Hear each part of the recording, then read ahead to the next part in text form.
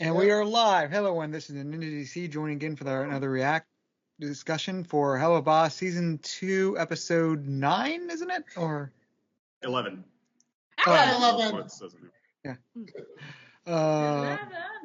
All right. First, I guess quickly go through intros because we actually have a lot of big group today. I guess going up by random Skype order. Wolfgang. Hello everyone, I am Strawberry_Wolfgang, and this episode honestly broke me. So, I am going to have a lot to talk about. I've been hanging out with friends a lot more, particularly a guy named Hivemind. He does Minecraft stuff, you should check him out. And I have been causing mayhem lately, most certainly. Thanksgiving was alright, I mean, it was okay. It was kind of mayhem, but hey, the pumpkin pie was nice. So, yeah. I also changed my profile picture to Luna because Luna used to be a douchebag, but now I actually like her. So now I have her as my profile picture on Skype. So I am incredibly excited for the discussion of this episode, and back to you, Derek. All right. And then next up, Jenn.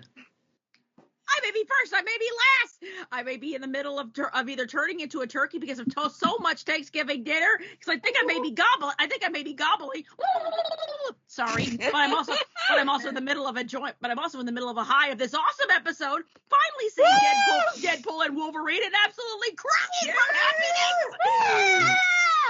Absolutely crying from happiness from this episode, and also Deadpool and Wolverine, and maybe I had a Red Bull at something at some point. Did I? No, I don't think so. And also a little bit of Schadenfreude on the top. But I am first, and always, and forever, and ever, and ever, and ever. Amen. Jenn. Hello, everybody. Hello, everybody. She said it best. Yeah! Why, thank you. Jen always says the best. Oh, thanks. Then next up, Second and Day. Hi there, this is the Second Opinion and Daylover, Second Day. The guy who is probably looking like the Scarecrow from Batman right now because I ate no Thanksgiving dinner whatsoever. I got food poisoning the night before and had a negative appetite all day. Thing they don't tell you about food poisoning in the little sitcom episodes where somebody gets it and then it's really funny and lousy and they're like, oh, I have to use the bathroom. Instead it's much more, like that. violent and, agonizing than that. I feel like they, actually use that when they want to recreate heroin withdrawal for all the anti-drug ads to scare the kids. I felt like I was remaking The Exorcist. Oh, yeah. Oh. Right. And then, of course, my angel of a wife, spent Thanksgiving eating, I'm sure, more, but not Thanksgiving food because, she just can't resist taking care of this old schmuck. Oh, I love that. Me too. Yeah, so I'll make us a you Thanksgiving kids are so later. You kids are so cute. Yeah. You kids are so cute. You remind me of litter of puppies. Yes. We're happy to have you Second and Day. Yeah.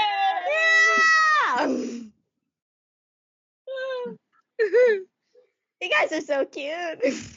You're so cute. You're so cute. We're all getting cavities here. Yeah. we're like Millie and Moxie, except we trade back and forth. Holy crap, they are Millie and Moxie. Yes, we're going to cosplay them next time. Wait, someone make fan art. Someone has to make fan art. Or I will make the fan art. I shall make the fan art. I got a pen. I'll do it. Quick, I got a pen. You got paper. Let's go. Let's go. We're all going to make one, I guess. Yeah, you guys are gonna have so much fan art. Yes, we are. Yes. And to you lovely listeners in the internet, you know what to do. Fan art now. Join us in the creation of Second Day fan art as Millie and Moxie. Millie and Moxie. Remember, I changed my OC. There we go. Join us in this illustrious quest.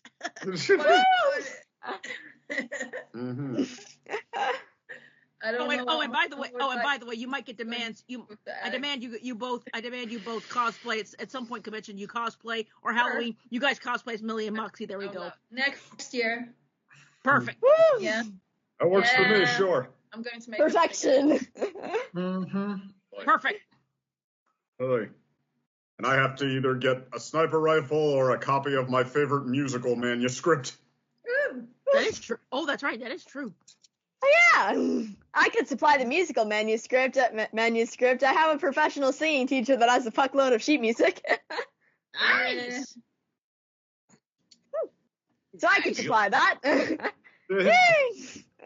All right. Just have to go trick-or-treating in Florida. Oh. Absolutely You perfect. Absolutely perfect. Absolutely perfect. Ring Jen's door and be like, Happy Halloween. I'd be like, Mommy, Mommy, why those two have horns on their head? Why can't I have horns on my head? Because you love Jesus.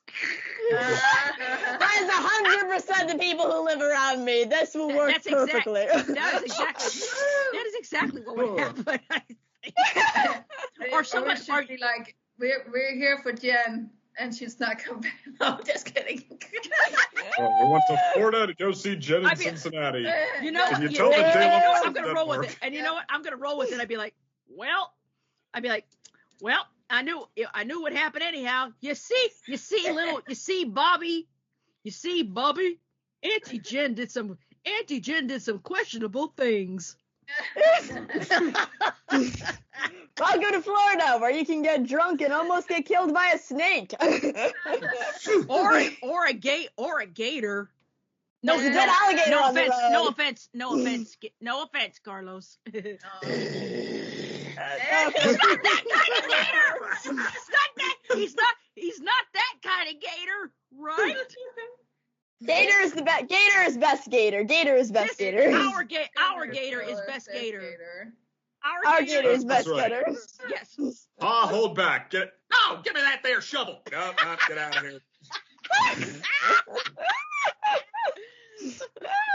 Our gator is best gator, and nobody can tell us otherwise.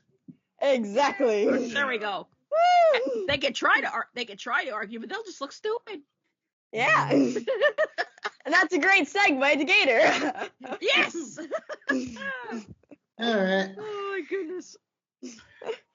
Do not seek to live. Embrace death and rage for everything.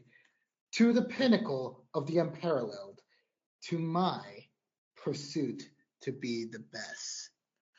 It is I, Gunmetal Gator, Cardfight Vanguard fighter of all sorts, willing and able to heed anyone's call here. Now we will come here, arise to this episode, and see whether or not if this imp deserves the victory lap he has been graciously given. Or not. Let us find out the results in this very discussion. Let's go! That's sick as hell! That's beautiful, man. That's beautiful. That is sick as hell! And this is why our gator is best gator. Yes. Exactly. That's beautiful, Carlos. That's beautiful. Yeah. How many times are we going to be? Am I going to be driven to tears today? Oh. I don't know. There's only so much happy tears that I can cry. You know. And you remember to bottle it. Huh? What? Put your tears in a bowl. Sold on the black market. Perfection. I wish I could. But I don't have no superpowers, so I don't think it would sell for anything on the black market. It could. You never know. People sell crazy shit on the black market.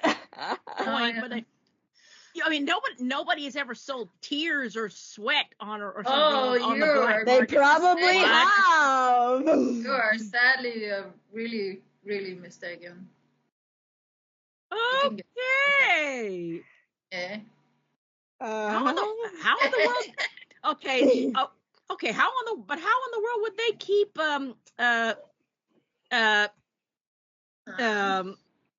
Don't ask so many questions. Don't think about it. Uh-huh. You know what? You know what? You're right. Sometimes you shouldn't ask questions. Yes. I learned that the hard way from growing up on the internet, that's for sure. There's some. Well, true that. Well, true that the internet is a silly place. Mm-hmm. Indeed. In other words, don't go to the internet. The internet is a silly place. Mm-hmm.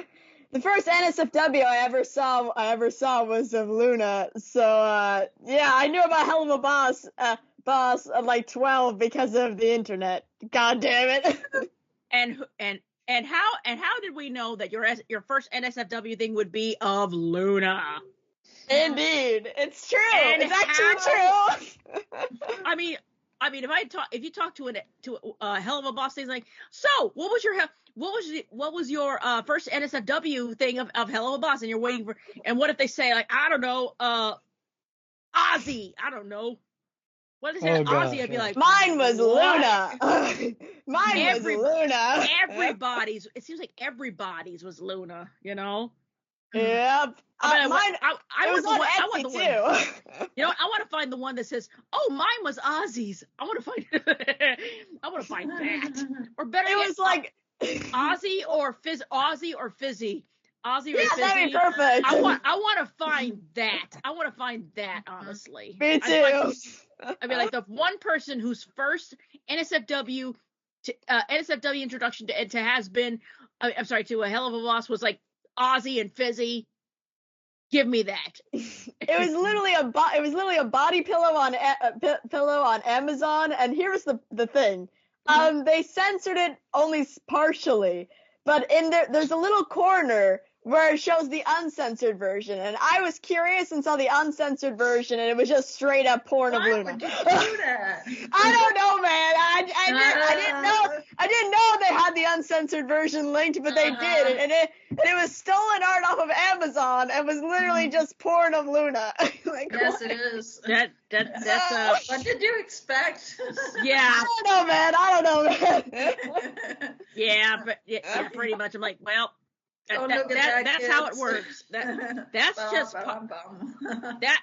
just par for the course, really. Yeah. Yep. You like just look at like Luna and all sorts of like pornographic like details and everything. It's like, meh. That's just a Tuesday. I've seen worse. I've seen worse from furry art. Where's the stuff? Where's the stuff of Moxie and drag, or that probably exists? That's common. That's common. That's common.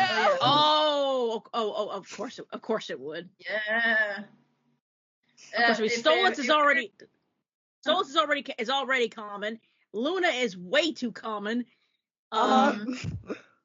Let's see Moxie and drag, and then let's see Moxie, Millie, and gender swaps.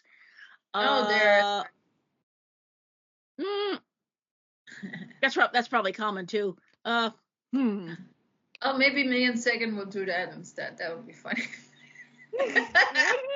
Well, you know what? You got to think outside the box sometimes.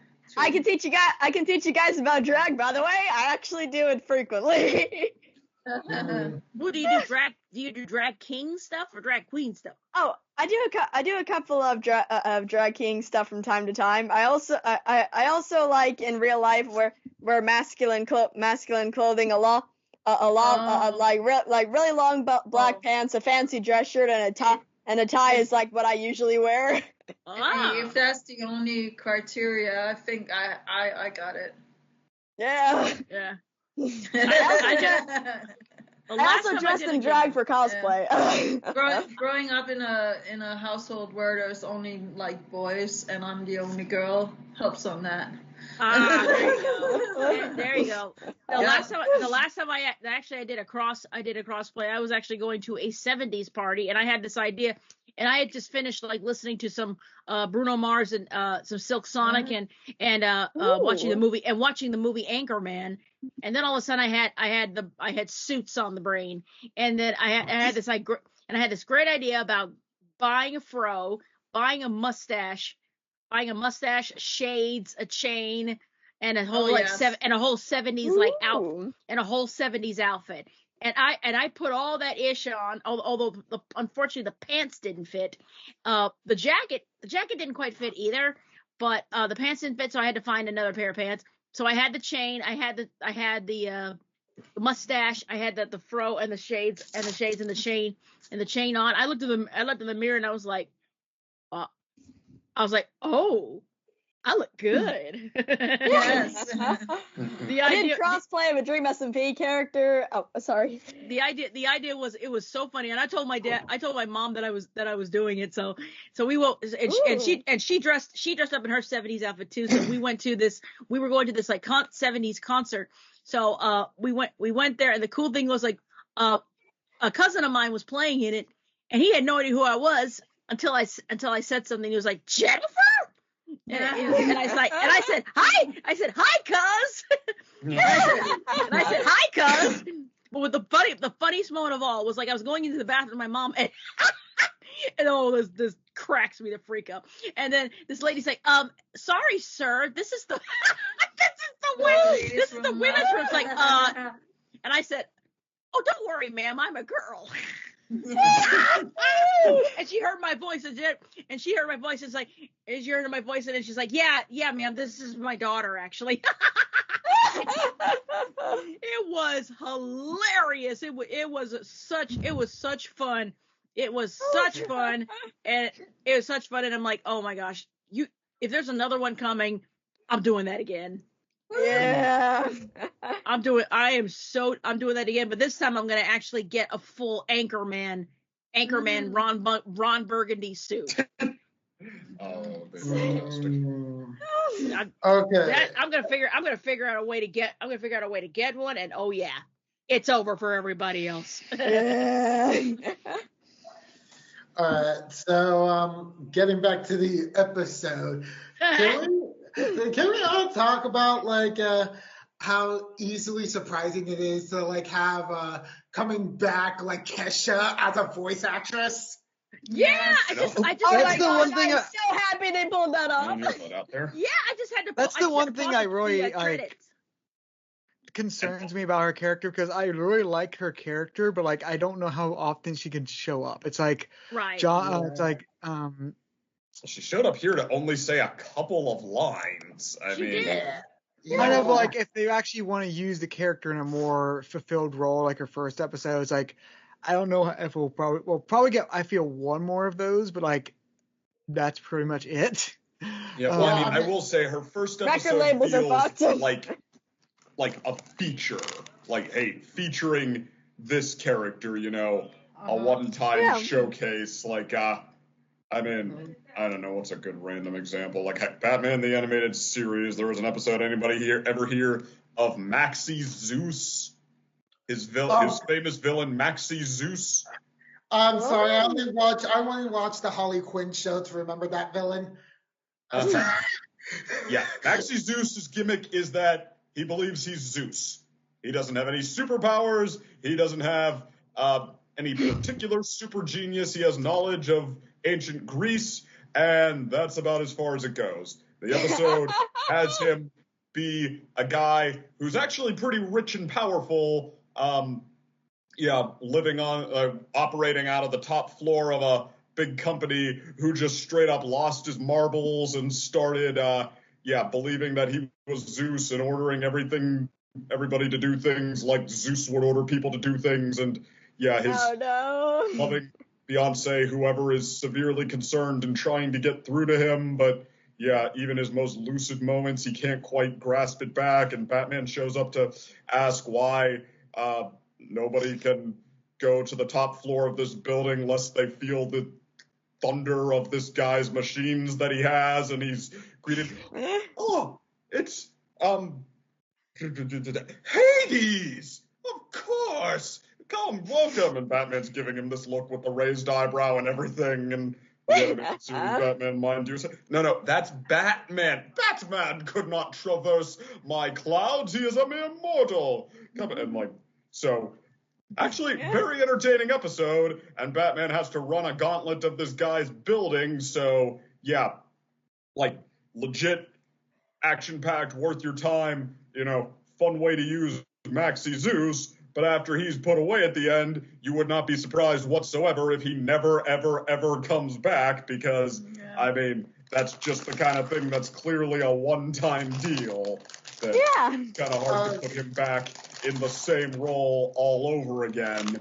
And, I mean, that's kind of the air I felt like out of Kesha's episode. It's like, okay, this is not really intended to be, like, part of a larger rivalry going forward, let alone, like, character development that hinges on her in some way for anybody. You know, it's a feature. It's welcome this character onto the floor to steal the show. And especially, well, okay, I'll take it back on one level at least. She is dating someone Luna formerly had an interest in. So if they wanted to bring that back, there is that one lifeline. But yeah, like, I feel like despite that, Kesha's about as free to come and go as she pleases and be featured again or not featured again because she feels like she's like her presence has been created as a special occasion character. Yeah, maybe she's like Weird Al, like yeah, that would be the type of status, honestly, for Kesha. Yeah, cheese sandwich. That's another special occasion, a feature episode type of character. Cheese sandwich. Yeah. So maybe for a second feature, that episode was also written around him to just be like, hey, featuring cheese sandwich to do cheese sandwich things and have it or bring a cheese sandwich problem and sandwich and the cheese sandwich to try to equate like what happened in the ending as like, hey, it wasn't just a one episode thing. Like we obviously like the character and such, but Why did Sneaky Pie with cheese sandwich again? Damn it all! Now I want a cheese sandwich. I'm hungry again. Thanks a lot. All right. Sugalite in Steven Universe. That's why we never hear Sugalite speak again. Yeah. Oh yeah, I remember that. Okay. And speaking about not speaking, this episode decided to introduce the rest of the sins. That wasn't in the Helluva Boss. That wasn't in the Hazbin Hotel. And wait, where are the sins? Where are the sins? They were literally showcased. The two-headed one that Mammon keeps hitting on.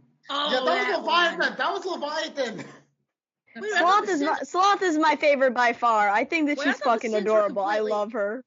I thought the Sins were a completely different character in the Hazbin Hotel world. No. Well, I mean, we know that Mammon, what's his name that's dating Fizz and Osmodeus. Yeah, and Kesha. We know they're all Sins. Beelzebub. I can't believe you just referred to her as Kesha. I knew her name was Beelzebub, man. But so we know that the Sins are supposed to be present here. Beelzebub is there. But yeah, it looks like they keep trying to give Mammon moments to introduce Envy, I guess this is. I'm having to look this up. It's Leviathan is her name. Yeah, Leviathan, the sin of envy.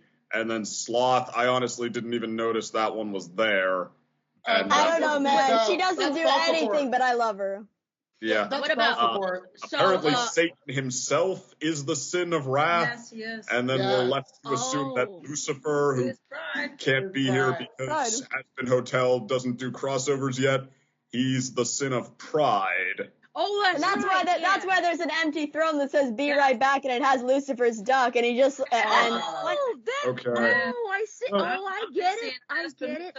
I totally didn't catch that. I saw the BRB thing too. I saw the BRB. I saw the BRB. And I saw the BRB. I missed the duck. So now, great. I'm gonna have to go back and watch this again. So so I can see that again, and also the mask, and also just the whole damn thing. Just the whole damn thing is great. Okay. I'm gonna have to say something about Satan. Yeah. And oh my God, he is so hot. I'm sorry, You're supposed to be you're lust, but Satan. Oh my God, I get now what Beelzebub was talking about. Dragon Daddy. Oh, Dragon Daddy. Oh, Carlos, I so Gator, I so agree with you. When I first saw him and he saw him, I was like, I can't believe this, but Daddy? Yeah. We got the dragon. We got our dragon, ladies and gentlemen. We have a dragon daddy. Oh no! God. I haven't seen this Here we episode go. before. I haven't seen this Here we episode before go. this, but I've seen a lot of reaction, and like, yeah, that's one of the most popular ones. Is like complimenting how hot Satan was. Satan I'm is just- is a literal dragon daddy. Hey, look, Oh, we're all Quite in honestly. The thing is, I wasn't expecting to like him as much as I thought I did, because from the reactions and previews I've seen from other people, I thought he might have actually been somehow a mastermind behind this, or just sort of a dick. And here, it's just like he's like emotional, but like he's just Well, I sort mean, of he's like a he doesn't value life. I mean, there's a lot of reasons not to like him, but he's a charismatic dick, and he's like. I he's am not, the like, actively mastermind. malicious. Yeah, like- He's actively like, wrathful. honestly. He's not like actively malicious. okay, Yeah. okay, so he's basically a likable version of Mammon. That's basically what we're telling. Yes. Yeah. Well, I mean, if you know what, if you can make people love Lucifer, then why not? Then okay, people now love Lucifer, and now people are drooling over Satan. Yep. Satan Okay. also said something interesting too. Like he said, and I was here way before the angels fall, and I am the law. So the sin of wrath is under the sin of pride. Yet he was here before Lucifer. And and you gotta Well, remember, and you have actually- to remember, and I keep thinking, everybody keeps thinking that Lucifer is the ruler of hell, but like, no. You gotta, I keep forgetting that Lucifer was once the quote, the most beautiful and powerful of God's angels before he fell.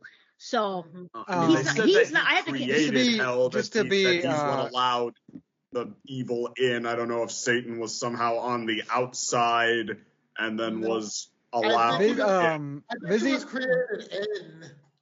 the thing is, Vizzy Pop actually, she actually commented. I don't know if it was on Twitter or Blue Sky. I thought she loved Twitter. Like, she actually commented on that specific thing because people confused. There's basically in the reactions of Beelzebub and Ozzy's, like, you could see the reaction when he said that is he was just basically being a dick, and like he's basically lying, saying like, oh, I was here before Lucifer, but he wasn't, and that's why like the Oh. Beelzebub and Ozzy both had that look of like, what the hell did you just say? Like, it's like, oh god, Yeah. like they Yeah, it says on the basically give wiki viral- that Satan is the second in command and that Lucifer is still Yes. numero uno. No. Despite- I'm not saying Lucifer is not numero uno. I'm just saying, like, it's fine if Satan is technically the oldest, even though he is a good second in command position for having the age gap. That's all I'm No, saying. like even that was implied to sort of be a lie. That's why they Yeah, sort of he's rolled their lying, eyes. man. Hmm. He's But, saying, come yeah. on. Well, Da-da-da-da. you know, I haven't found the character yet that can use me as a guinea pig to prove that sexuality is fluid, but I gotta say, I think Lucifer's more my type. Oh, Like, this is the image of hotness for me to aspire to. Like, yeah, no, I don't want to be like, I don't You're want like to convince Wolfgang. everybody You're that I like should Wolfgang. be a We're all vampire turning in into- Twilight, like ripping my vest and baring my muscles or something. Like, no, I want a cane to spin. I want a jacket to twirl. I want a top hat to dip. Lucifer. Okay. Okay, it's I basically- think it's safe to say we're all fans. We're all Satan fans. We're all Okay, we're all Satan Satan fans. I'm half and half. I'm half and half on Beelzebub and half on Yeah, Satan. I was With- about to say I'm Beelzebub. Well, wait. Though technically, I have 1/3 of my love going to Fizzaroli, Like, but you that- had to, you know. but that's basically because of like that's still having traits of Satan. So I mean, No, Beelzebub is also kind of hot in this episode too. Like, not gonna lie. Beelzebub has always been hot. Beelzebub's Yeah. always been hot. Beelzebub's always been hot, pretty much. You know. Maybe it's just looks like Well, I'm just glad they're giving Mammon some more traits, just so we can like him less. It's like I'm trying to hit on envy, and I'm like, okay, did not know you swaying normally, but here we go. yeah. Let's I see. know But, you're what- only actually- money sexual. You want to go out with me after this, man? I got drinks. Actually, might as well bring up one of my favorite like fan like art creations I've seen. Like this is sort of related to this is I really like the idea of like Belle. What's her short name for her name? Stop Belle's. Bell. Queen Bee. Or just Belva- Bee. Yeah, Queen. Yeah, Oh. B. Like the idea that like she like go get like a trouble with like Luna and what's his name? Vortex. Yeah. Vortex. Oh, Vortex. Yeah. Yeah. Vortex. Like Mhm. I like the idea like how some fans art is like shipping them as like a trouble. It's like no on the show I actually could believe it. Yes. Them being in a poly relationship would actually be pretty cool. Oh, Uh, yeah. But now I'm like, okay. So it's like, aside from that, like now I just want to see Belle and Bee actually interacting because we only got hints of it from the episode for episode 8 of like apparently like Belle just tends to hold stuff over because he doesn't want to give like any of the drugs over to her. Mm-hmm. Yeah, like what is even like the personality for her if she's gonna be a reactive one, you know? For a sake. Because like also she really can't be want active. Also, now that we know that Helluva Boss and Hazbin Hotel are definitely in the same timeline with Lucifer, I really want to have a crossover episode where it's based off of Ozzy seeing how Valentino treats his workers horribly and kills him. That's what I want. That is my one wish. Oh yeah, definitely. Yeah, Valentino needs to take it. Valentino needs to take a dive off a cliff head first. Yeah. You know they are eventually going to do a crossover episode, but it might just be like a special or something like that because they want to sort of keep them separately. But like you just know, like because the way Vizzy, is it Vizzy Pop? Vizzy Pop. I'm making sure I'm not like Vizzy Pop, like just like her own fandoms and all that. Like you just know, like at some point she'll have some sort of probably crossover special or like movie or something like that. Yeah. Where like It has she to be. generally wants to. Yeah, like see, Ooh. because of the Amazon contracts, you can't have heavy crossovers like Marvel, but you know there's going to be that one special like crossover at one point. Yeah. I'm already looking at like the merch for some of the merch for Helluva Boss. They've already got like Shark Robot already has the Wrath shirts and mugs and such. And oh my god, the graphic they're using for Wrath. You said Satan is pretty much the sin of wrath, yes? Yes. Okay, Yes. so okay, Shark Robot, like, and Shark Robot, you want some Wrath swag? Look at Shark Robot. The graphic they use on that is sweet. Let's go. I already have an Alistair shirt from Shark Robot, so I could buy some of the Wrath merch. I'm waiting for someone to put this on a tattoo. I would part of me would be like, oh my god, wouldn't that be cool? It's a tattoo. But I'd be like, no. I'd be like, oh man, I couldn't rock it, and also I think my whole family would kill me. So. Okay. But actually, oh my god, it's so cool. Reminds me of speaking of seeing advertisements, actually seen that like apparently Helluva Boss and Hazbin Hotel merch is going to be popping up in Hot Topic. Oh yeah, I saw a thing about that where Brandon literally cosplayed as Blitzo and broke into the Hot Topic and replaced all the Hazbin merch with Helluva Boss merch. Oh my god, is that a real thing? That is real. It's on Brandon Rogers' account. I shall send you the link. Send me the link. Toot sweet. YouTube or Instagram? YouTube. Okay, let me look it up real quick. Yeah. Okay. I'm looking at the options, and surprisingly, none of them are actually interesting me, and I kind of don't like that. It's like, yeah, it's like some symbols here and there, but it's like, it's kind of reflective of how I honestly feel about this episode, because while you might be hearing some crying from like the girls over here and such, and some audible reactions, for me, I kind of kept things a bit quiet, honestly, for this episode. And the reason why is maybe it's just because of like how much theorizing I watch from all the YouTube community posting Me and too. figuring out about this so early on, about what this was actually going to lead into and such. I mean, it ends like what you would think it would be. It's just now it's like hopefully there's like a bit of like a guilt complex for Blitz here for the end of the episode, in which apparently all the imps in the Pride Ring are basically like celebrating, putting fireworks for him and cheering him like some sort of hero for like basically getting off the hook and such. Well, and only probably because of like him just saying what he was saying to like everyone higher up than him for like that one moment before like Stolas comes in to save his butt. Well, for like taking something from the elites, for like doing something in his own interest and succeeding and then getting away with it. I think like, yeah, there's a reason he would be popular there. No, I know. And it's like, and I feel like for like the downtrodden imps, like, yeah, this is definitely this could have easily would have given him like a big ego boost, but now it's like, I feel like this is like sort of like a half and half situation with him. It's now it's like he's wanting to take care of Stolas, and he's like feeling really happy that he's being able to like be a bit more closer to him emotionally. But at the same time, he's gonna have like this guilt over having this adoration at the expense of Stolas getting all vitriol from all the imps being able to like trash on him, because he's now just basically a mortal hellborn currently for the next 100 years.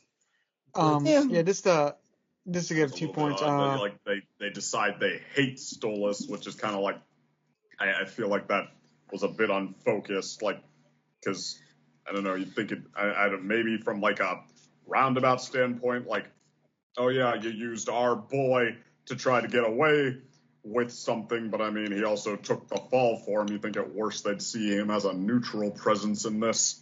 Yeah. Right now, I think it was just more like they had like some higher up that they can actually like legally like abuse and make fun of.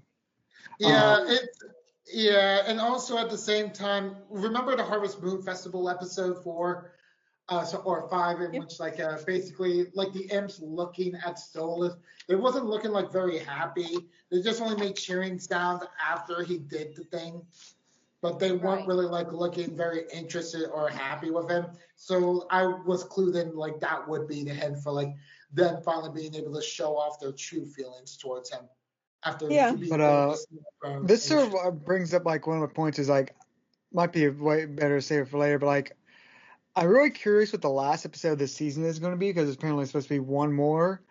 Yes. Because this sort of feel like it's the last episode, so like it would feel weird to have like a big cliffhanger or something like that.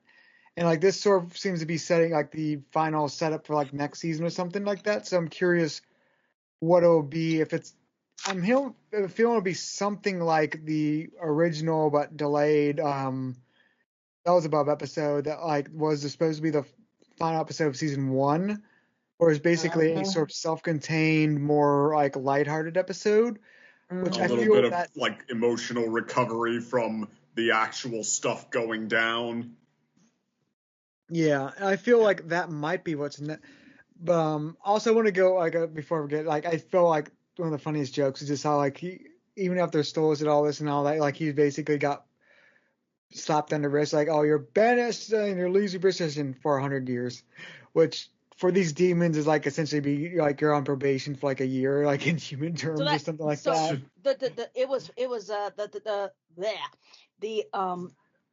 The punishment was 400 years with no power? No, 100. 100. Oh, 100 years, no power. Sorry. Yes. So, that's also interesting too. That's interesting too. Also, if I want to go in, if I may go in, one thing that I've noticed is, and they did this so quick. It seemed like it was so quick, but this whole thing was just like a flash. But yet they loaded up so much in this. It's like, it's like the power dynamic has shifted in a way. This is an odd. You know what? This is I was thinking Stolas would be dead forever, honestly, and I wouldn't have been mad. Me too. But then again, I'm thinking that sounds like, yeah, they're gonna bring it back at some point. But I'm like, how are they gonna bring it back? But and like, how can you do that? So in a way that's not like grown worthy. And then here's this episode, I'm like, oh, they did it in a way. They did it in a way that was He's not gone, even though right. he's Right. It's shocking, but it also but also not just that, but Stolas kind of gets humbled. Stolas gets humbled in this. Now there's a power shift dynamic. This time his powers, his rank and his powers are gone. Now he's on Blitz's level. Yeah. Now he's on like, Blitz's level. They're probably, I'm guessing, going to use that for at least a little bit of where he could understand like some of Blitz's like why Blitz would resort to some of what he did, why he didn't consider their relationship quite so equal. I mean, like I don't think they're going to flake on the fact that personality-wise Blitz was the problem, but I think like part where this show seems to have classism in mind, I think they're I think part of Stolas' arc is going to be seeing it for himself and not just in theory and having to humble up even more than he thought he would on a couple of things. I'm also looking at the comments on underneath this and such. And a lot of them are focusing on this particular thing, the scene where he's watching Blitz hug Luna and such, and I think they've also got to bring this on here. It's such a loaded moment there too, because I think and I think a lot of these commenters are right. Stolas is realizing there's a whole other conflict that's going to be introduced into, I think, the eventual bringing back of Stolas. There's going to be a brand new conflict of this, and this is going to be a mountain for both of them. This is going to be a mountain for both Blitz and Stolas, because Stolas has now lost everything, even access to his own daughter. So, and somebody put in here, like, interesting that I want to bring to the group is like, there's a fear that if Octavia is going to feel that Stolas's act of what we think selflessness for Blitz is the final blow of Octavia thinking like he's choosing Blitz over her. And they actually have that in the trailer. Like it plays which Octavia saying in the trailer, fantastic. "You don't love me, you only love him," with all the Blitz things cracking. Yep. Oh yeah, definitely. And now, so I guess it is like, I mean, right. And also, if you remember in Sinmas, like, you know, Octavia was worried about, you know, like, are you going to go with him and go where I can't follow? Now, he says never, but now Stolas is, in a way, kind of made a mistake in a sense. I'm wondering if that is also going to be a mountain for him. I'm thinking he's going to be like, at some point there's going to be this wonderful climax where he may actually kind of regret going to save Blitz, because now he's lost something even more, dare I say, more precious than Blitz, and that's his own daughter. Yeah, he was about to take himself away from his daughter there. Exactly. In a moment of pure selflessness and concern, granted, but all the same. And he also has put Stella in a position where, you know, despite the fact that Octavia has seen everything that Stella is up close and personal, she's also the only one, to whisper in Octavia's ear now. So Stella is now in the position. Octavia is vulnerable, and Stella is no doubt going to take advantage. Is no doubt going to take advantage in everything.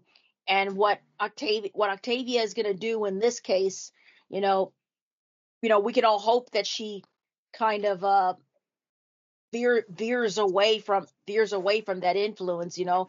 But what is that? But that's such a big thing. Like, what's that going to do with her and Stolas' relationship? And I know that's going to be a definite point of contention where Stolas is going to have a moment. I think it's going to be a moment where he's going to like have a have a breakdown and be like, it to Blitz, like, I just lost fucking everything because of you, you know? And when he tries to do the right thing and he thinks he's going to save everything, he's going to save everyone, and even Blitz and everything, he never thinks of, it's like, nope. And that's probably, and honestly, here's another thing. That could be another cruel thing that Satan could have done. It's another kind of cruel thing Satan could get over on him. That could also be another kind of punishment. You're not going to get, it's like, okay, you think you're going to be this great sacrifice? No. I'm going to put you through more hell because I'm going to put you through more hell. I'm going to strip your powers. You're going to be kept away from your daughter. The one things you care about to go with your imp. Yeah, How do you like that? Satan, How do you like that, Stolas? I don't know, as far as like No, exactly how much Stolitz is suffering, whether it's the right amount, he seems kind of indifferent to that part. He's just like, I don't know. He's like, you should be punished, but I don't really care. He was like, that's unfortunate. What's up? Sorry. Yeah, it just seems like he's like, all right, well, yeah, like I care about getting to do my job and drop the hammer, but okay, we got to call out one of our own for being guilty. That's pretty cool, but no, we're not going to kill you. That's not what we do to people we actually care about. Just let me think of something, and let's think of something guy work. who planned this all along then jumps in. He's like, yeah, sure, that works, whatever. Sometimes the thing like Stolas could have been like, you know what, like, if you got to kill me, but I'm thinking at one point did Stolas even think with that ice go shit thing, and it's like, at least I don't have to look at this mofo's face no more. But I feel two things this episode is setting up, at least for future seasons, is one is what's Stolas' daughter's name? Octavia. Octavia. She is Octavia.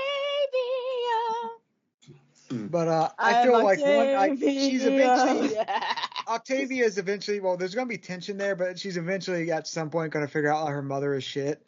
Like, I hope so. I really do. You figure it out. Like that's like they're gonna drag it out a little bit, but like at some point there's gonna be like because like she knows her mother's not the best mother figure like already, but like there's a difference between like knowing your mother is like distant and knowing she's like Stella. Lord. Yeah. And like that's where I feel that's gonna have like set up like she's gonna manipulate Octavia for a bit, and I wouldn't be surprised if like half of next season is that. But at some point, that's gonna pay off, and then I feel this is very much setting up like the imps are gonna have some sort of revolution or something. Like this has already been brought up earlier, like in like the Striker, not even just before, like that imps feel like downtrodden and all that. Like that was just like a sort of undercurrent. Like this episode really like brought that to light. So like that is definitely going to have some sort of payoff at some point. I feel like it does seem to be setting up like they're going to get basically rights or something where like, it's like, okay, you can't. We're lower on how, but you can't just treat us as disposable. It's gonna be in a case in which either both or even separately Striker and or Blitz are just gonna become get a following, not just in terms of workers, but possibly people who want to follow their ideologies of what they outwardly put out of us fuck the monarchy and such. And it's like, oh wait. Yeah, I just realized if they accepted Striker's testimony, doesn't that mean that Stolitz saying he was the mastermind behind it all, doesn't that mean that they, conceded to the story, the alibi that Stolitz tried to assassinate himself? I think so. They didn't really care about the whole. I mean, clearly they don't on some level, but that, I don't know, that's technically what they signed up for. Yes. Yeah, that's like that's like a big oversight, like in terms of legal affairs. But like since it's like hell, it's like, no. We just want to get like the actual like a big guy off. But if it's like these little guys trying to do an uprising, since Satan is like, you guys are my creations, you're only supposed to serve, not do anything else, and try to be rebellious. Like that's why he was like a-okay about like doing capital punishment on them, because it's like, I don't care about you. Like, you guys are my creations, but I created you to serve. I created you to do the specific jobs that you were given to. Right. Like in Sort of real like life. the gems from Steven Universe, to be honest. There you go. Yeah. Or like basically like it's like the reason why Satan even has it like this is just because it's like, if he has anyone trying to fight against him on decisions, it's just going to intense the heat of the matter to the point in which like hell's not going to be able to hold together, like, because he's the big embodiment of wrath and such. So Wasn't that something that I thought about earlier was, now I'm starting to wonder, like, I remember like the scene of which Charlie in Hazbin Hotel, like Charlie goes to heaven, and Sarah was talking about like the uprising that started then to actually like exterminate human souls. I'm wondering if we're going to see maybe a parallel of that in hell, maybe an imp uprising or something. Yeah, like an that'd be interesting. For the denizens of the Hellborn, basically, in which like now they're saying that you're from like the low class, like trying to gain the same rights as like, I don't know, say like the succubi, and if that means like the succubi have to lower their benefits, it's like then they're just gonna get to fight with the imps and such, or the hellhounds as well. It's just gonna be a whole big mess. Right. Hellhounds are even lower. Oh my god! Like it's gonna be super messy on multiple different races. Once we get to indeed. Indeed. Yeah, This is going to be messy.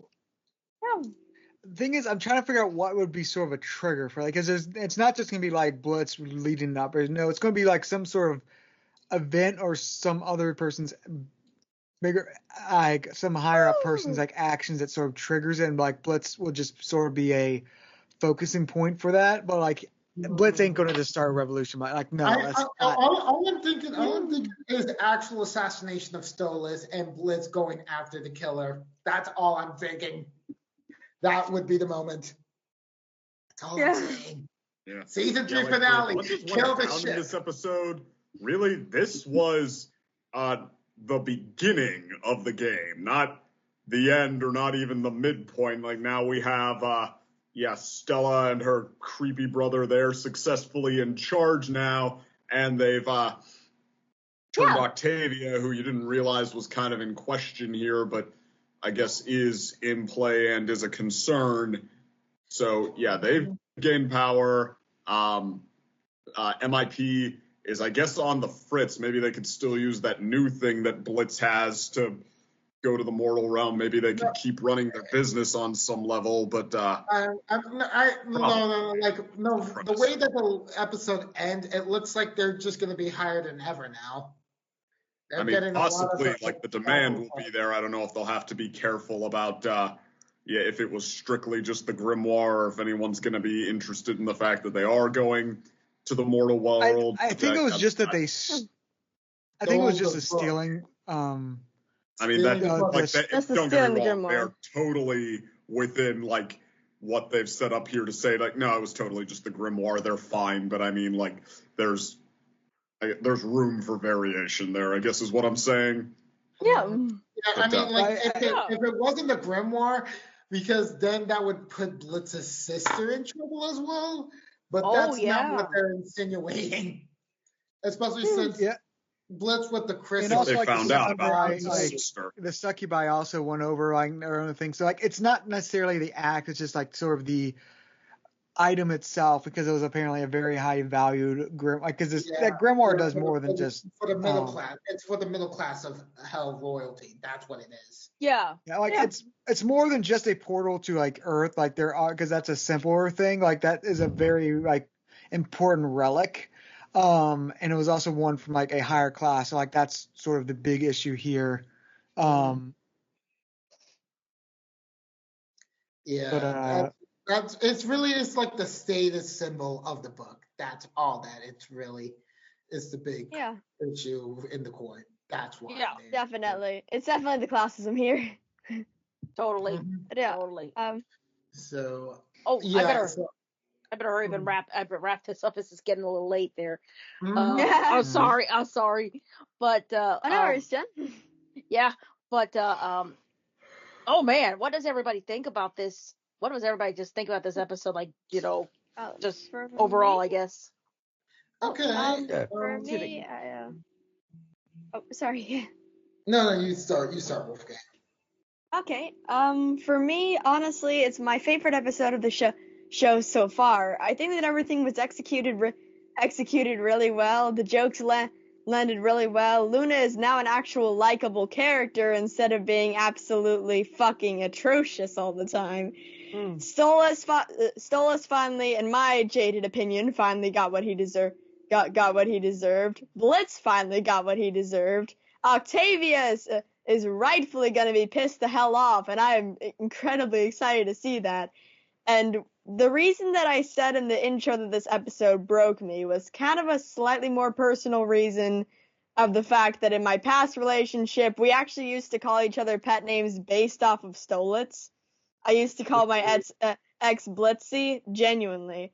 And the thing is that I only got a half of the ending in real life. I have 30,000 subscribers on YouTube now. I'm incredibly popular. I have a really good support network, but my ex still hates me and everything about me.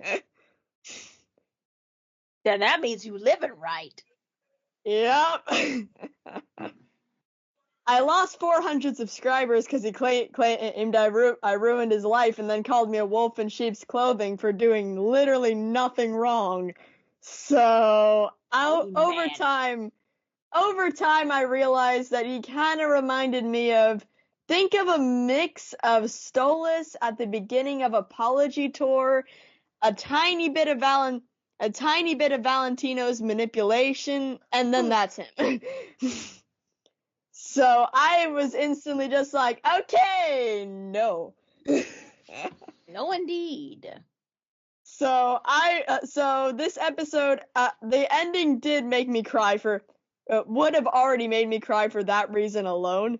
But seeing Luna being an actual good daughter, seeing Stolas finally having to come face to face with the consequences of his actions, and Blitz getting everything he ever dreamed of is genuinely the ending of my dreams, and I really wouldn't change anything about this episode. It's my favorite in the series so far. Wonderful. I am looking forward. I'm gonna put him. I just want to mention one thing quickly. Go ahead. Sorry. One thing I'm looking forward to is we eventually will see like Luna as like most suspect a big sister figure to Octavia. And it's like I cannot wait for that to actually become true. Like we've seen a preview of it earlier in the season, but gosh, that feels so long ago. But yeah, I cannot wait for that. All right, go, Jen, because you have to head out soon. Yeah, sorry. Go ahead. Actually, go ahead. You can talk. Oh, that was my main point I wanted to get in. Okay. All right. So I gotta say my little piece, and then I've actually gotta go. So, all right. I have to say this one is like really emotional. So good. This is an interesting way to bring back Stolitz, and in a way that kind of levels the playing field. Stolas is actually getting some accountability too, which didn't think we'd see, and I'm actually kind of here for it. Stolas is actually getting some accountability in this case, and in that moment, of course, where of course he's watching Blitz and Luna, I'm thinking that's where it hits him. That's going to be where it hits him like a ton of bricks, and the emotional challenges of Stolitz are really gonna come soon and such. It's I never thought I'd like it. I didn't hate Stolas, honestly, but at the same time I did kind of feel bad for his his punishment. I was shocked that he would actually go in to save Blitz, but in the end he gets punished too, and that is going to be such a point of contention, and really such a hurdle for the pairing of Stolas to get over, and if they get over that or not. But Yeah. and if it does in whatever way, okay. If it doesn't, it doesn't. So it's I can't wait for the ride for everybody on this run, because this seems like seems so quick and so fast. You thought everyone was going to lose everything and such, and now it's it's a real kind of moving into another chapter, and almost scenes, But it's like they leveled, but this whole trial, it kind of leveled them. It leveled them both to where they're truly equal. So Exactly. we'll see if can they really function as equals in this case. Now that there is no extreme power dynamic. Yeah. And interesting. Yeah. And I agree with you too, Wolfie. Like when I didn't think Luna was hateable. I never hated Luna, really. She just struck me as like, typical teenager. And now here she is like being kind of in a way being kind of forced to not be like a typical teenager and such. She almost lost her dad. That would traumatize her enough to not be a dick. I would hope so. I would hope like if she were like still playing it cool at that point, it'd be like, okay, that's it. Like okay, still hate you. I would kick her in the shins.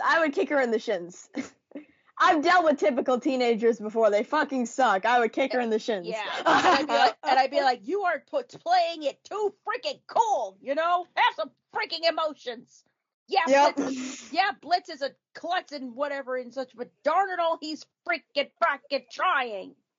I would beat Luna the fuck up if she didn't show any emotions after her dad nearly died. So I think that's really finally kicked some sense into her. Yes, I would be I unfortunately would be in the same bucket with you. The most I could do would just be a slap and a little bit of yelling and be like, your dad almost like lost everything trying to save your stupid ass. Will you show some effing gratitude? Your dad nearly died. Dad nearly died to save you and your fellow coworkers. If you want to like twist the knife, you bring in her little friend Octavia into the mix. Yep. Octavia would have lost her father. Exactly. Sometimes to be a good parent, you have to stick the knife in and twist. Yeah. Twist a little bit. Twist the knife a little bit. Exactly, dude. Exactly. That's what my parents did if they wanted me to make sure I got the lesson. But either way, oh wait, and also the music here, and also hearing like Stolas like, "You're my light, Blitzos, you're my heart." I'm like, yeah, Stolas ain't dead. Easy. I was like, it ain't dead. I knew it. It ain't dead. It's not dead yet. It's not. I am the mastermind. I love that. And also, and we also cannot forget, Satan is a dragon zaddy. So yeah. So like, all right then. And not only cue the fan art of Second Day as Moxie and Millie, but cue the dragon zaddy art. Yeah, people are definitely gonna want. Who wouldn't want to be dominated by Satan? Oh my God! Do not say that in the church. Do not say that in the church. Oh no. Okay, you know what? I almost want somebody to do this. I almost want somebody to go into like, you know what, Westboro Baptist Church. That's what you're missing out on. That's what you're missing out on. Yes, and have a sign with like Satan, and have a sign with the Satan and with Satan's picture on to be like, Satan is my dragon zaddy. I want that so bad. Oh my God, we're just poisoning it out to the world. Oh, internet. Oh, internet. Internet. I think you know what to do. Grab your pen and paper, bitches. We got ours. Wolfie and I have got ours. Hey, Day, you got yours? Hey? We all got ours. I hear nothing from Day, but maybe I hear nothing from Day there. I think she may have hers. I don't know. Well, I hope so. Either way, we got our pens and papers ready to sketch. Yeah. Sketchy. Sketchy, sketchy, sketch. But in the meantime, I've actually got to go here. I got to get to bed. All right. Bye, Jen. Good night. Bye. Good night, everybody. Good night. Good night, Internet. Jen. Good night, everybody. Good night, internet. Woo. Good night. Take Hi, Jen. care. Guys, good night, all. Good night, Jen. Good night. Mhm. All right. I guess it's my turn since I haven't really said anything. Like this episode, I think it might be like my jadedness now after going through multiple people's reactions / reviews / analysis over like Helluva Boss content. But it's like, this is a fine like climax. Maybe not as impactful as like say the first season's episode 7 Aussies. But like now we're finally gonna get ourselves into like a new ballpark, a new ball game with Stolas basically possibly not actually going to blitz. Maybe while they're at an equal station, they're actually like gonna be like still gonna be doing like their own separate things, while sometimes having to work with each other like in the company now. That's what I believe would be like the logical thing that has to be done for season 3. But yeah, with like all these little inclusions of like the other sins here, even though we don't really get much anything for Levy or for Belle, which is unfortunate, and hopefully maybe some side content might be able to flourish more on those characters, since they're really the only sins that we don't really have information on, except for background information for Belle. And for Levy, we can assume by her design, she's a two-faced bitch. Yeah. She is definitely a two-faced bitch. And I'm gonna be honest when I say this. The one that looks more monstrous is the only one I would kiss. The other one is just too nice looking.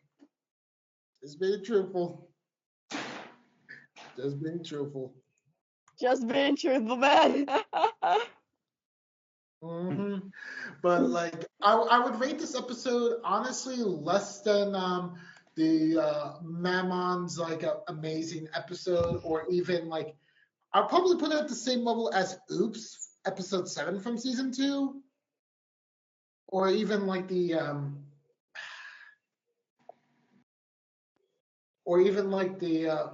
Stolitz going to a Verosika's like, hey, Blitzo party. Like that's how I feel like this episode weighs in like my analysis. Even with all the nice fancy bells and whistles of hearing Kesha again, and then seeing like Oz just basically trying his hardest here. Yeah. I do think Fizz is probably going to get mad at him eventually, because he could have used some sort of power to try and prevent it from happening with Stolas. Like, Fizz was trying to get him to do something, so that could be a plot point later, but I honestly don't know. I probably wouldn't see that. I honestly just feel more of an anger side to be from Stolas coming with like a future episodes. That's honestly how I feel. Like I feel how they've been writing characters so far. Yeah, I feel like Stolas will have basically a I wouldn't say reality check is the right thing. Like he will just breakdown. He's gonna have a breakdown. And really he's gonna hit a really low point at some point. And like I feel this might be an opportunity for Blitz of all people to shine, like to sort of show his own growth. Mess up along the way, but eventually like come out standing on that front. Because Blitz, like I feel a big plot point of probably next season is like Blitz is going to be determined to like have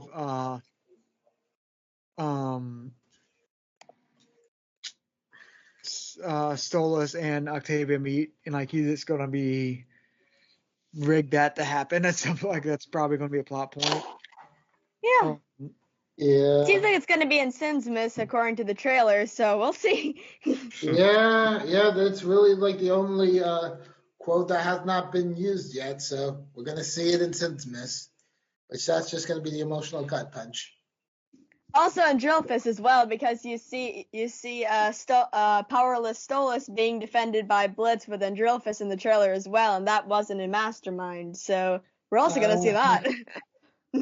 Oh, and then that would just bring up the whole idea of like, I don't want to be your damsel in distress, Blitz.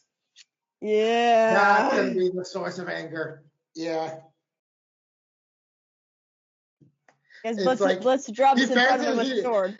It'll be like a moment in which like he realizes like his desires might no longer match with like what he's thinking currently, because before he would want to be saved by Blitz, but now he just feels like it's an insult to him, like that he was wanting this for so long, and after being lowered to the station that he's being dealt like this. It's like I'll be like the biggest amount of change for Stolas' character.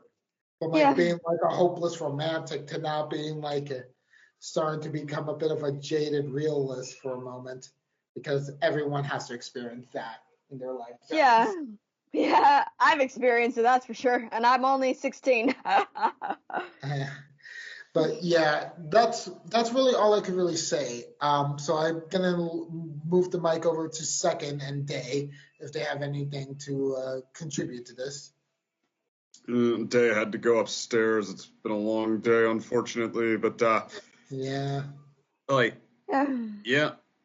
Honestly, it's hard to say like as a ranking of this episode. It's like because right now I don't know if this is going to wear off at some point, but I guess I'm at the point where it doesn't feel like a story still so much as like a bomb dropped. Just the complete upending of the status quo and like abruptly taken to what you can't even like object to as this just kangaroo court that is like blatantly depicted as in no way for you, in your favor, able to give you any kind of a chance.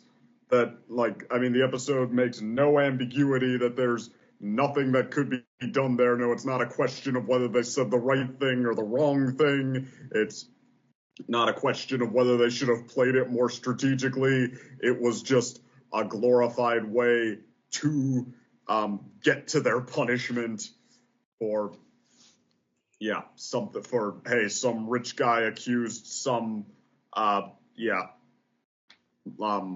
downtrodden, created to do our bidding worker of doing this, and we like would have to dig through a lot of like there's enough to debate here so that we'd have to dig through a lot of facts from whether it's true or not. So how about we just hand wave and not bother with that? So, it's simultaneously like I guess bad enough to be Hell's Court and a parody of actual court, but I mean, just like that, we get to things happening to, Blitz, being seconds away from death, and then Stolitz giving it all up for him and becoming the status quo that gets overturned. So, I mean, like, I don't know. Basically, even though there's at least 2, maybe 3 other, running threads that they could have, exploded open to completely upend the status quo, this is the one that did it, and it feels big and harrowing, and like we're, seeing the most raw and vulnerable versions of these characters come out. It almost feels like that's all that happened. Just that, yeah, they completely tore down IMP and they broke open Stolas and they broke open Blitz, except in the reverse order there, and the rest of IMP too, kind of sort of just to, yeah, see them at their most vulnerable, and then, yeah, that's it. We drive home and we recover a little, then like, oh, Blitz is a hero now, and, isn't it kind of nice that they're all alive? Like, how about we just take a breather to appreciate that, and also that Stolas is probably the one who needs the most recovery time by far going forward. So, yeah. Feel bad for him, of course, and that's it. We broke everyone open, we upended the status quo, we didn't so much follow a pathway there as we did just, like, hit, your benefit of the doubt time has expired button, or your get out of jail free card that we could have, that I guess it turns out we could have revoked at any time. We just revoked. And then kaboom. It's like, the story is not so much like, oh, the bad guys have a plan like Thanos or something, and then escalation, and then escalation, and then it's more like yoink, kaboom, and then leave us sitting there like, whoa. So I totally agree with that, actually.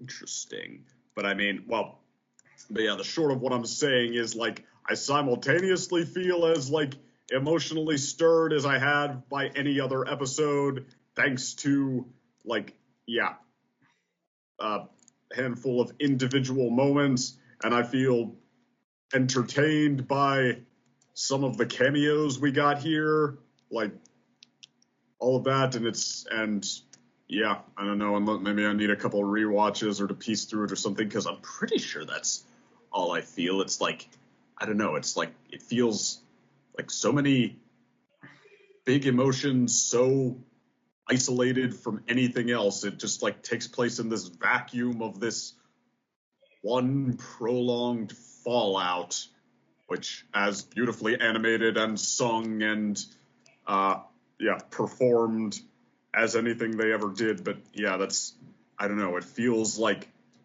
I guess what I'm saying is, I have trouble, like, placing this alongside other episodes, being like, all right, now what is my favorite between these two, because it doesn't really feel comparable to them. It doesn't feel like an episode right now so much as an event. Yeah. But but you don't agree? I actually, you know what? I actually do. It is definitely one of my favorites, but I do agree with that statement. The last part. Yeah. I mean, I guess it's kind of weird. The first comparison that comes to mind, and this might feed into DC's, how the last season ended theory, but I guess the closest thing I have to a comparison is Ozzy's. That is the episode where Blitz tried to stalk Millie and Moxie into Ozzy's club and had his heart cut out instead. Yeah. That's a much quieter fallout, but I mean, it is just sort of a, quiet, almost bare bones bit of storytelling to get us into the scenario, followed by the train wreck in slow motion of, how Blitz gets his heart cut out and how he, messes up his relationship with Stolas up to that point, and how he's left to go home and, fall onto the couch by himself and accidentally throws a little more salt in his wound and cry himself to sleep, like, whereas this, like, what happened was not quiet. It was so big and loud that when you get home and you lie down on Blitz's couch this time, it's just like, ew. But that's, like, the closest comparison I have, because that's just, like, that's also almost, a bare bones piece of storytelling to showcase some serious, just pure emotion and fallout. And I have said that is one of my favorite episodes of Ozzy's, but so I guess this one is too. Technically, it's just like I don't know. It's like I said, I that's only- my main thing is I'm struggling for comparisons right now. My main issue with Aussies is that I can't blame either Stolas or Blitz because I relate to both of them heavily in this episode. So I can't blame either of them. I had my own owl in a cage moment myself, and I also had a moment of crying myself to sleep. I also have had moments of being jealous of my friends' relationships, but I've also had moments of feeling like people just don't care. Don't care about me, or they lash out at me because I'm getting too attached. So I relate to both characters heavily in that episode, so I can't really blame either of them for what happens. The one where they go to Ozzy's club and they both get kind of humiliated and Yep. forced to leave. I relate to both of them, so I can't really blame either of them for that. Boy, I know what you mean. I know Blitz is like at the end with Stolitz there. I mean, it's not what he should be saying, but you can kind of understand why he's trying to save ego there. But, save face a little bit.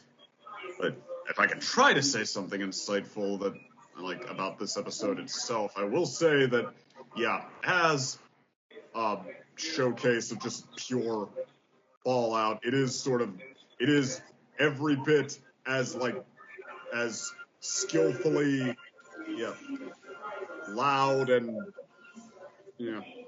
jaw-dropping as Ozzy's was quiet and heartbreaking.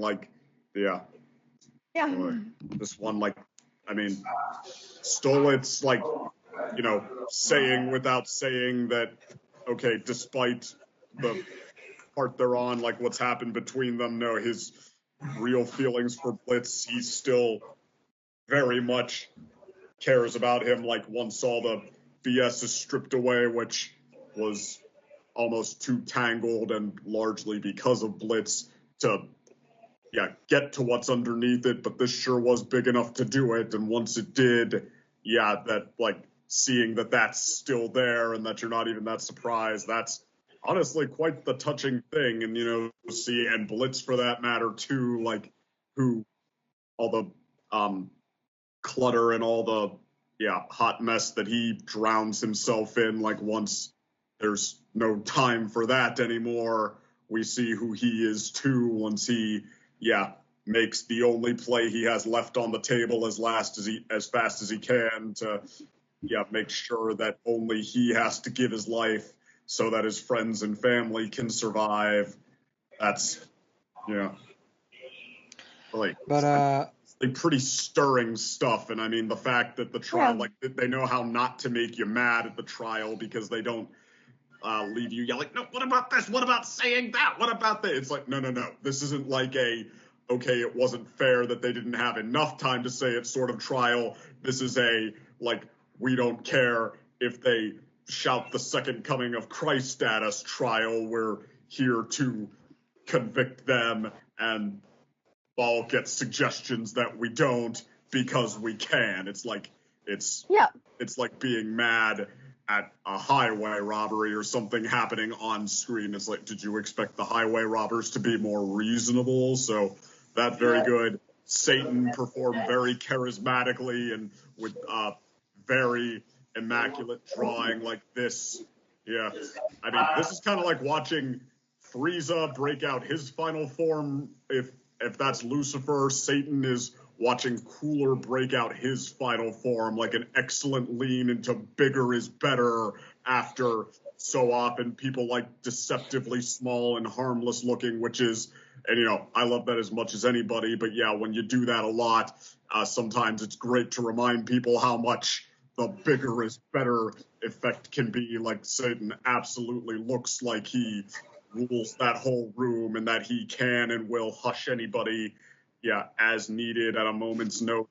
So, okay, he is exactly the kind of character he should be to be presiding over this. So this whole trial is a bomb to drop on our heads that makes you feel a lot of things at once and realize why it is happening. So, yeah, despite the fact that that attached to,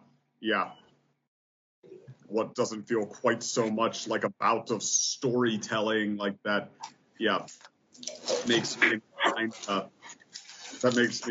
it makes it hard for me to feel about the same way as I do about like the Dork's big action-packed debut or Moxie's dad. But I mean, even at the time I said Ozzy's was not as good as the Dork's big emotional debut. That was an episode that had everything, and Ozzy's had one through line of beautifully heartbreaking quiet tragedy. So I'll stick with the Aussies comparison and say that it is one of my favorite episodes, that in the tier where it still doesn't touch my favorite episodes. And that's probably enough ranting out of me. I agree with that. Also, the thing with that said, we need to start wrapping up. I have to get to work too. But I think one other point I want to bring up is they would sort of gloss over with all the other stuff we talked about. I don't feel Stolas' assassination is done with that plot line, because Stella's brothers would prefer to have that position for more than 100 years. And now there's no reason not to assassinate him. They already have all his stuff. Yeah. And it'll be easy to sort of frame it as someone else when there's since he is he's a peasant now, just another peasant killed him. That peasant that killed him will probably be executed and all that, because he's a peasant, but he was technically still Alicia. So another scheme is going to be probably to blame it on Blitz, because of course, but some other scheme's going to decide is to kill him. That plot definitely not over. So yeah, something to look forward to. Probably not this. Probably maybe part lightly in the last episode, but yeah, mostly that's going to be a big part of next season. Oh, were there any other final thoughts in this episode? This is everything. Yeah, I think I made my point clear.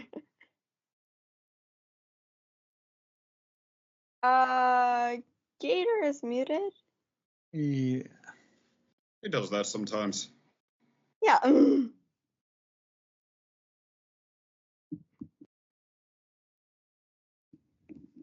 had to mute a couple times too. Yeah. So that, I think, will be that. Okay.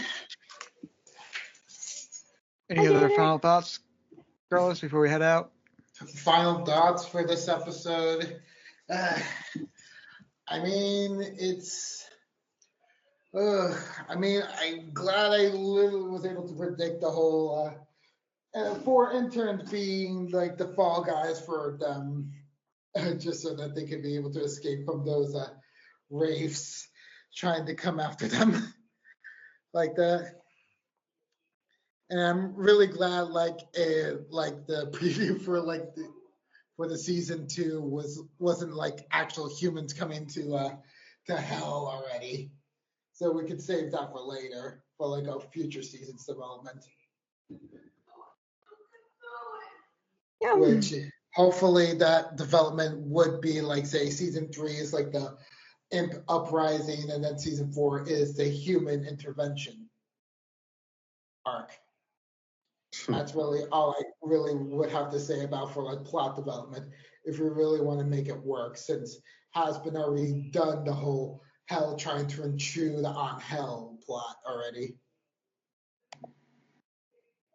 I feel like that's pure speculation. That's so far into the past the point where no particular threads tie towards or away from there, and where it still could go anyway in every way. And or at least none that I see. Maybe some people have followed context clues to there, but I haven't seen it. Yeah, and I'm just only saying it from like the plot points I've already seen from this season. How they're probably not going to be answering it the next season, but probably the season after that. That's what I'm trying to suggest. And that would be a good idea. All right. I guess with that said, see y'all next time in apparently December. Actually, it's already December now, but later December. Have a good night. Have a good night. Everyone. Good night.